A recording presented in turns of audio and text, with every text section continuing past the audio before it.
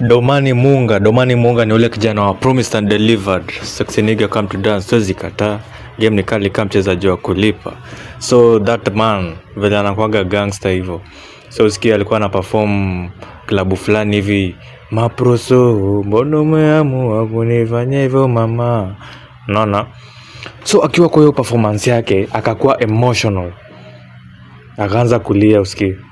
Gangster.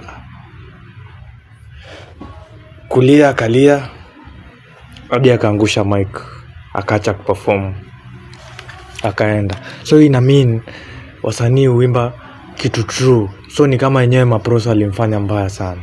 Na cheki, so akiperform hivi akakumbuka ai.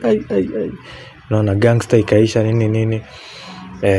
So part yangu kwa hiyo ngoma ni ile part ya siku ya harusi maproso kantoroka. Sasa hapo so ni kama reality. Day ya wedo dem alimwacha usikie. So Munga of wa Kardinali doba zake ziko fiti.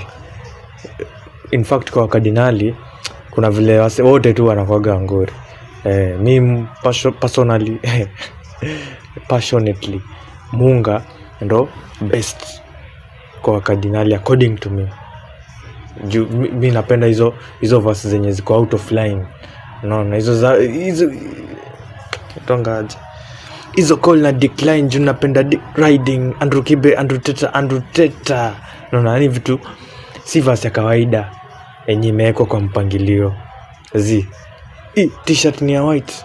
Unaona? So vitu kama hizo nini. So wasanii wanaimba kitu emotional. Msisikie hizi madoba mkadhani wasanii wanaimba tu wengine wanaimba kitu ili happen. So kijana akiperform hivi machozi ndio hiyo. Kabidi achukue handkerchief akapanguza machozi, akaona atavumilia, akaendelea akashika mic, akaendelea maproso. Akafika pale mapumziko yetu yangekuepo Mombasa. Maproso kantoroka kwisha. Ikabidi pia Domani pia atoroke kwa stage. Akaishia na hivyo ndio akaacha kuperform. So sijui kama time yake ya kuperform ilikuwa imeisha, ilikuwa tu design, inaweza bado inaweza kuwa ilikuwa tu cloud.